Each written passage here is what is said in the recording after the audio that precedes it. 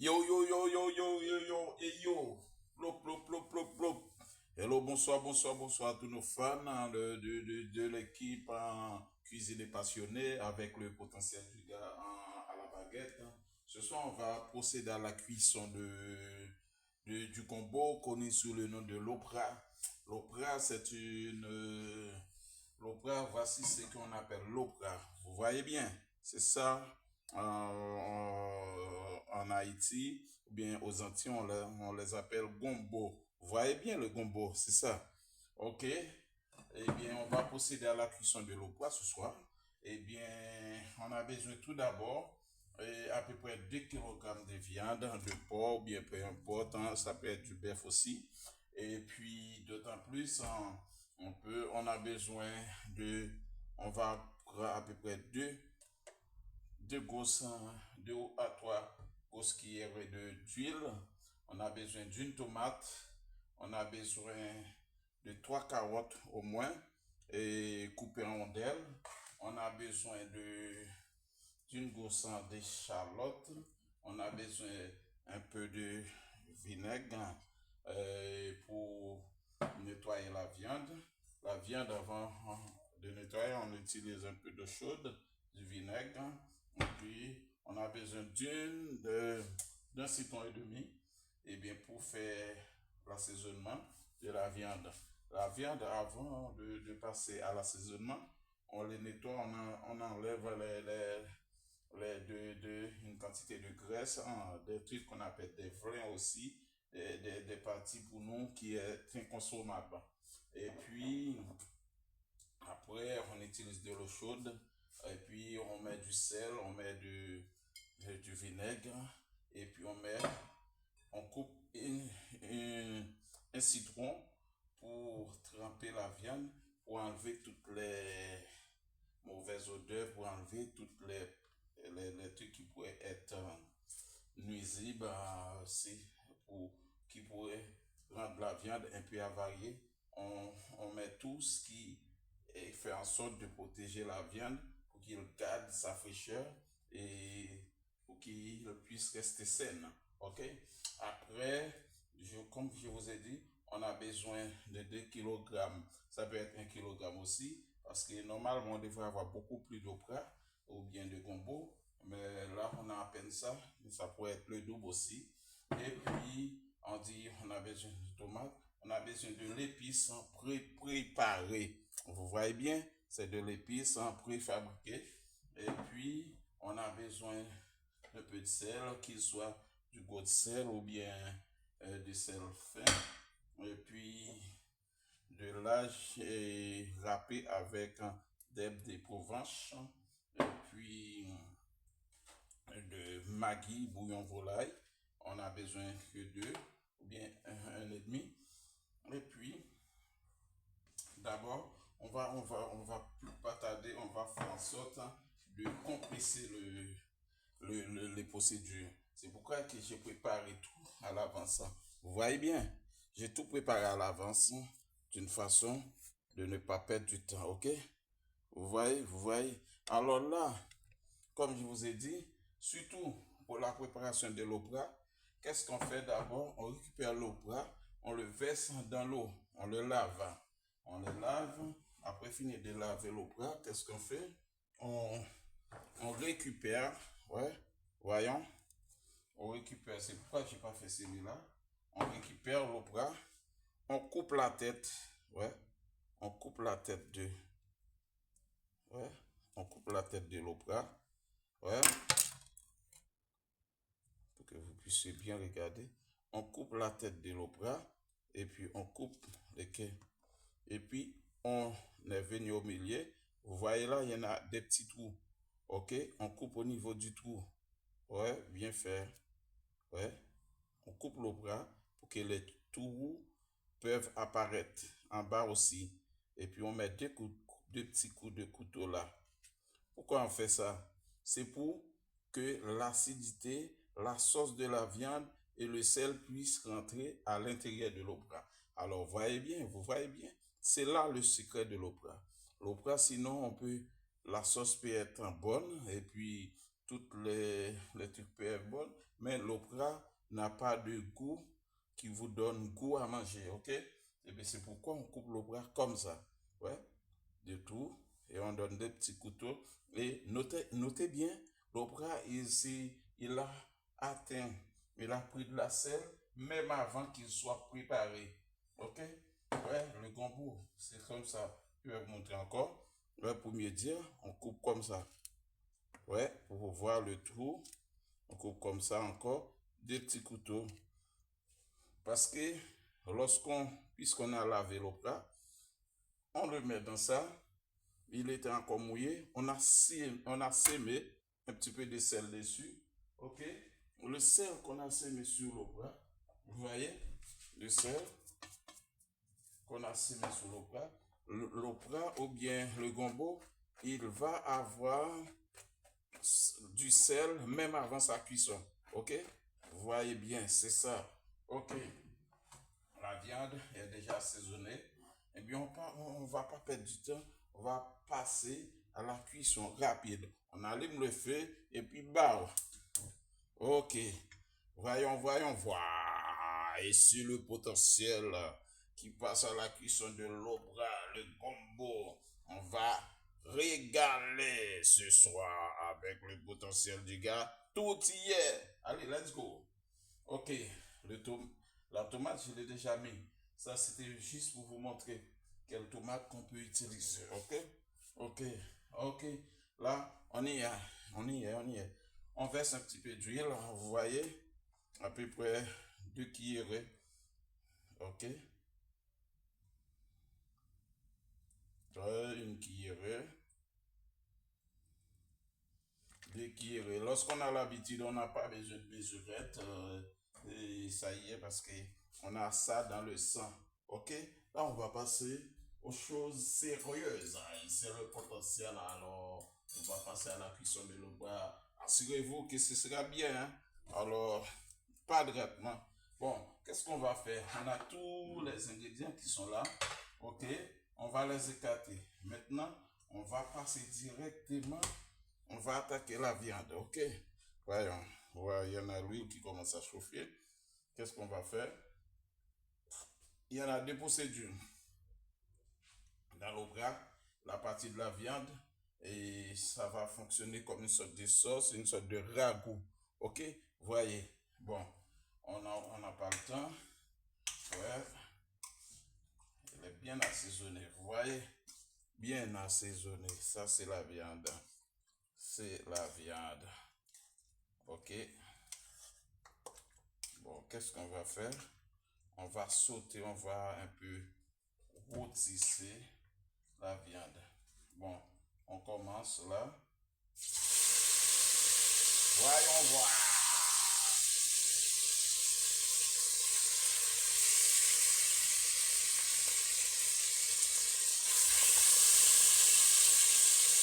Allez. Ici le potentiel dans la cuisine est passionné. On est des mordus de la cuisine, des passionnés de cuisine.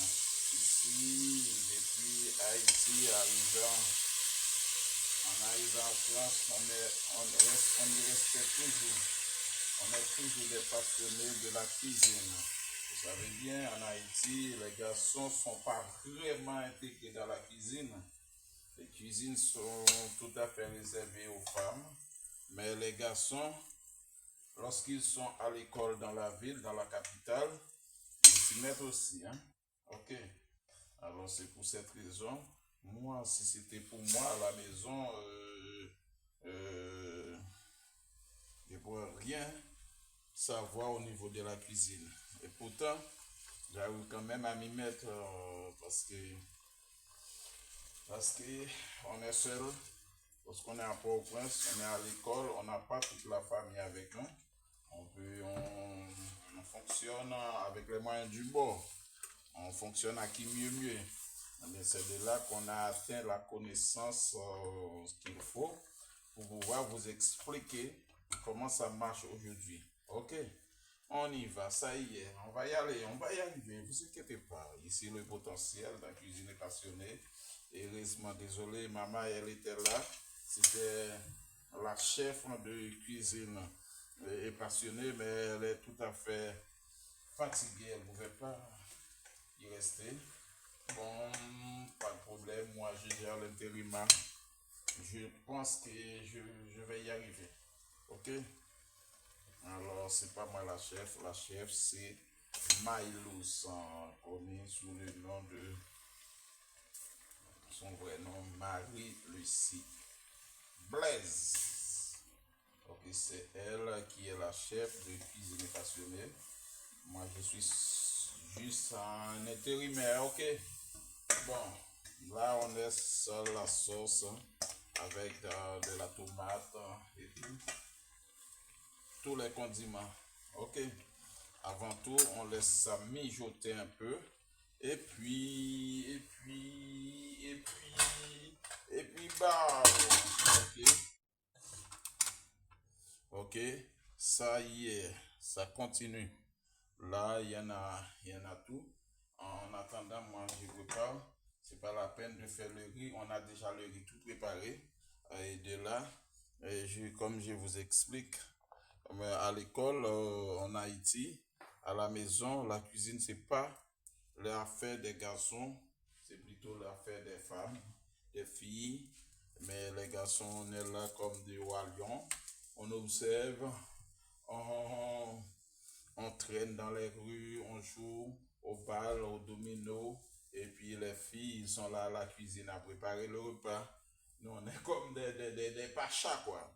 Alors, maintenant, c'est en arrivant à Port-au-Prince, c'est là ça on va constater, on a fait le rêve de notre vie de ne pas apprendre à cuisiner. Eh bien, c'est à nous de laver, de repasser nos linges, c'est à nous de préparer à manger, sans quoi vous resterez faim, sans rien à manger au cours de la journée, ok? Alors, est-ce que ça évolue? On va voir, on va voir. Mais la mentalité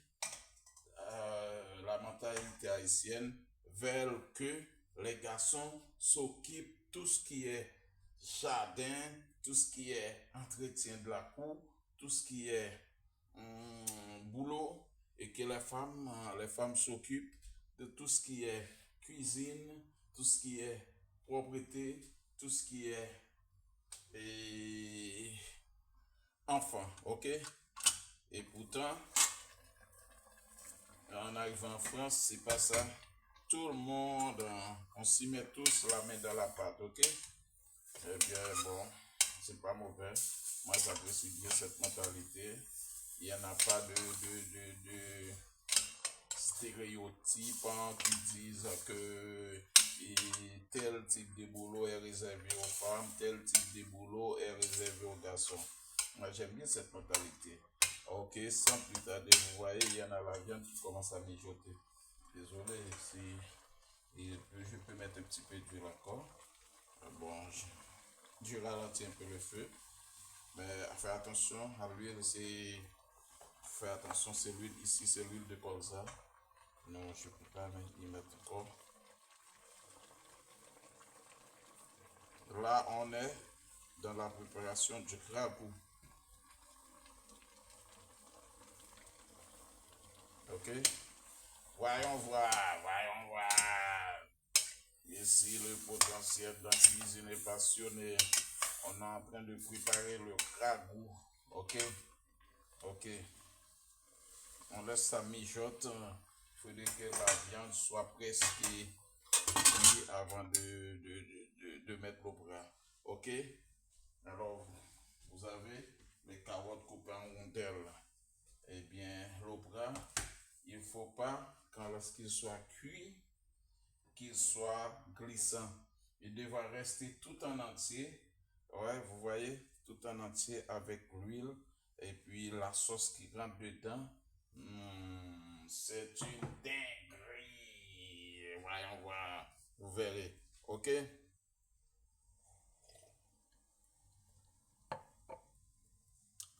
Qu'est-ce qu'il y a? Qu'est-ce qu'il y a? On va voir. Ouais, on va voir. Regardez-moi ça. C'est joli, c'est joli. Ça, c'est la sauce. Ça, c'est le bras. Ok? Ouais, tout est bien ici, tout est bien. Ok, on va, on va procéder. On laisse un petit peu, on laisse la viande mijoter afin qu'il tombe dans la pré-cuisson. Lorsqu'il commence à tout à fait un peu cuite, eh bien, on va additionner le bras. Vous voyez, le bras, elle est là, le gombo, il est là. Il a déjà un peu de sel, il a déjà bien coupé, bien nettoyé, et puis il attend qu'on y plonge dans la sauce. On va le balancer dans la sauce. T'inquiète pas, Didier, on va balancer la sauce. Yeah. Ok? Qu'est-ce qu'on y voit? On y voit. On est curieux pour voir le résultat que ça donne. On va voir. On va voir. Ah, il y en a beaucoup d'eau.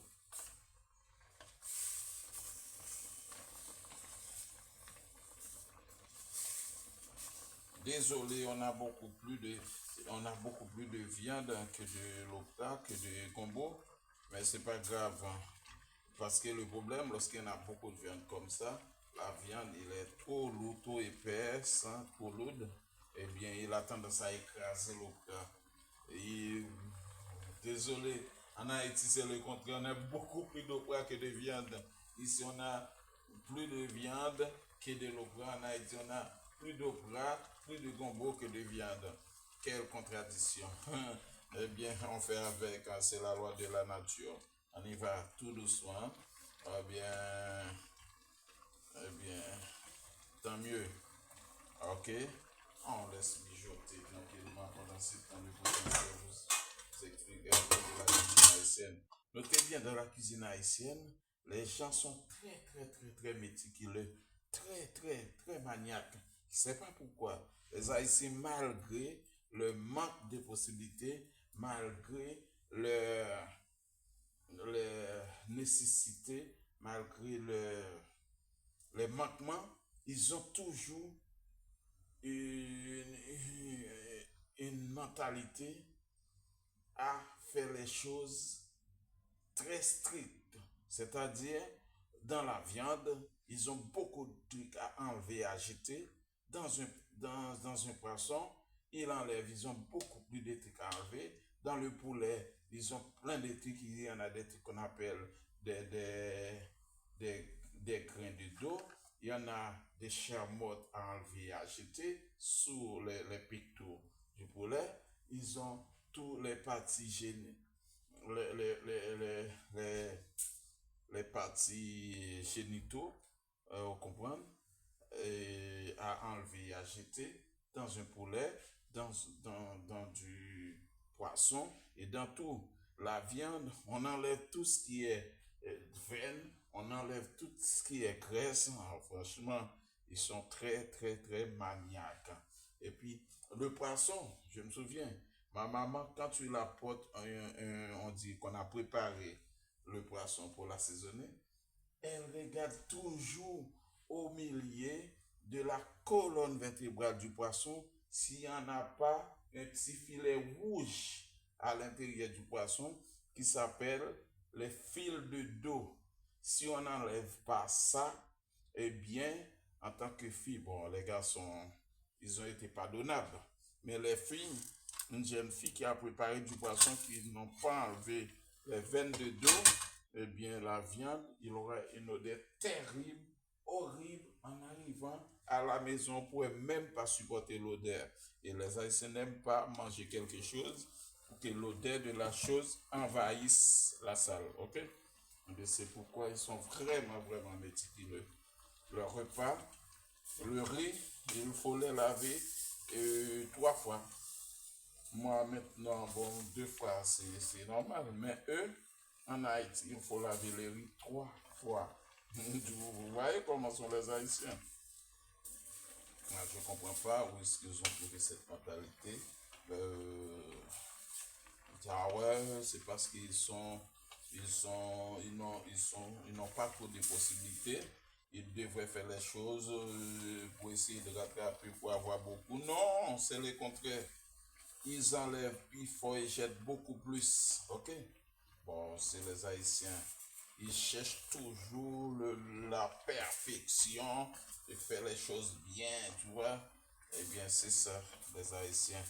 Ils apprennent vite et ils sont très méticuleux, même très maniaques. C'est les Haïtiens. Qu'est-ce qu'on peut faire? Bon.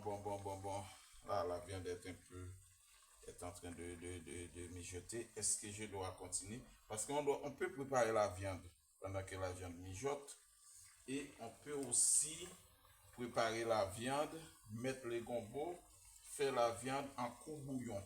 On appelle le courbouillon, c'est lorsqu'on met de l'eau, on met tous les autres trucs pendant que la viande est en train de bouillir. On appelle courbouillon de basson, en Guadeloupe, dans la Caraïbe, même la Martinique. Lorsqu'on fait pas frit, on fait pas rôtir la viande ou bien le poisson. On appelle ça courbouillon. On peut préparer en courbouillon et on peut le préparer aussi à partir du rôtissement. Ok? Donc là, on n'a pas trop de temps à perdre. La viande commence à être tendre. Il supporte déjà la chaleur. Et bien, on peut commencer par mettre l'eau plat parce que si on ne fait pas ça, on est déjà à combien dans les 22 minutes. On va faire le repas car vous aurez deux épisodes. Le premier épisode va s'arrêter automatiquement que je verse l'opra ou bien le gombo et je le laisse cuire parce que je pense qu'elle va durer à peu près une trentaine de minutes pour la cuisson. C'est pas la peine de laisser tourner la vidéo pendant que c'est en train de pendant la cuisson. Et puis de ce fait, je vais mettre le gombo et tout, et puis après je pourrais aussi mettre des écrevisses, des crevettes, mais c'est pas la peine, on a déjà beaucoup trop de viande. Quelle contradiction, hein? Bon, ok, ben qu'est-ce qu'on fait? On va mettre le plat. On ne veut pas perdre de temps. Mais pendant ce temps, je peux additionner un petit peu de concentré de tomate. Vous voyez bien. Je vais mettre un petit peu de concentré de tomate là-dedans pour donner un peu de texture, un peu de couleur. Ouais, ça c'est, voyons voir. Ça c'est des concentrés de tomates. Bon, il faut les conserver avec un peu d'huile. On va mettre un petit peu de concentré de tomate pour avoir une bonne couleur, c'est-à-dire une bonne coloration. Ok? Regardez.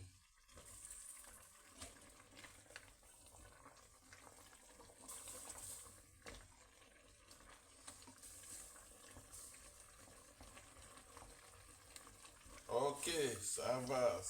Bon, je vais mettre le plat.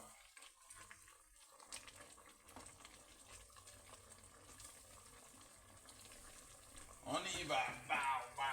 Ici, n'oubliez pas, vous êtes en train d'assister à la cuisson du gombo, connu sous le nom de l'opra, et bien avec le potentiel du gars dans Cuisiner Passionné.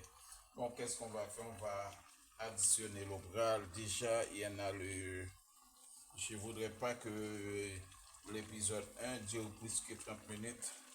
Il faut y aller. Je n'ai pas de temps à perdre. Je vais mettre l'opra. Sinon, on va perdre trop de temps.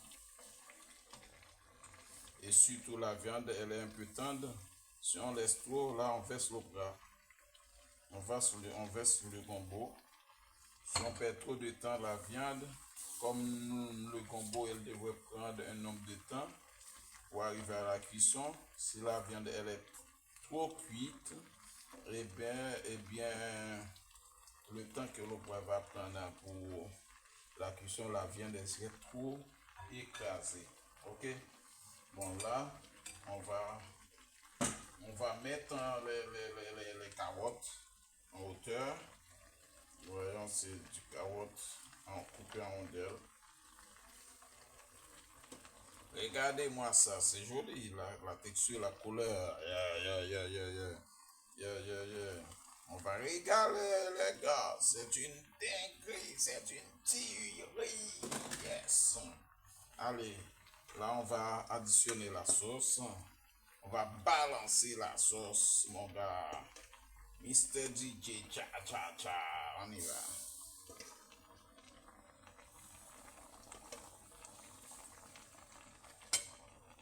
Ok. Là, on balance la sauce. Ok.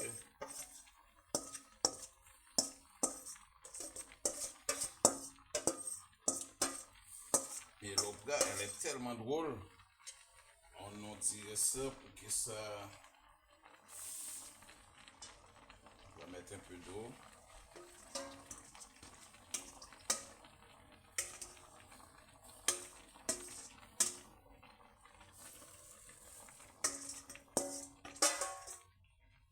Il faut mettre assez d'eau pour que le pois ait assez d'eau pour qu'il soit cuit. Parce qu'on ne peut pas additionner de l'eau froide dans le gombo parce que sinon, elle va être un peu froide. On n'aura pas la saveur qu'il faut et puis la texture. Parce que nous, on évite toujours de mettre de l'eau froide dans quelque chose qui, lorsqu'il bouille, lorsqu'ils sont en train de bouillir, il ne faut pas additionner de l'eau froide, il faut additionner toujours de l'eau tiède. Alors regardez-moi ça, c'est une dinguerie, vous allez voir, ok. Et puis c'était le potentiel là, du gars à l'appareil. Alors là, eh bien, ok. Là, on va laisser mijoter à peu près 30 minutes. Et après, on va retourner pour la deuxième épisode, pour la cuisson et le résultat final. Ok. On va mettre un petit peu de Provence, tu vois, accompagné de l'ail. Puis mon gars, mon ami, mes fans, on va laisser ça mijoter, on a déjà assez. Bon, sucé, on dit one love à tous nos fans. C'était là, on va laisser mijoter pendant quelques minutes.